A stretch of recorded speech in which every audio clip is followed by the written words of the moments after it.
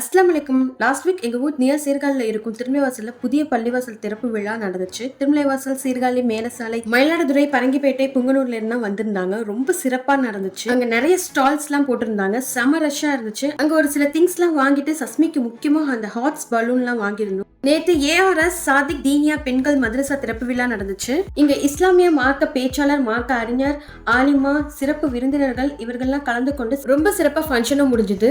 Last week ரொம்ப ரஷ்ஷா இருந்ததால சரியா ஸ்டால்ஸ் எல்லாம் பார்க்கவும் முடியல. லேட் நைட் 10:30க்கு தான் ஸ்டால்ஸ் எல்லாம் பார்க்க வந்திருந்தேன். நியர் எங்க ஸ்ட்ரீட்ல இருந்து ஸ்டால்ஸ் எல்லாம் போட்டிருந்தாங்க. வரலாறு காணாத விழாவா இருந்துச்சு. 10:30க்கு போனதால கொஞ்சம் கூட்டம் கம்மியா தான் இருந்துச்சு. ஷாப்லாம் க்ளோஸ் பண்றதுக்கும் 1 hour பிஃபோர் தான் போயிருந்தேன். கொஞ்சம் கூட கூட்டம் இல்ல. சித்தி ஃப்ரெண்ட்ஸ் கூட போட்டோஸ் வீடியோஸ் எல்லாம் எடுத்திருந்தேன்.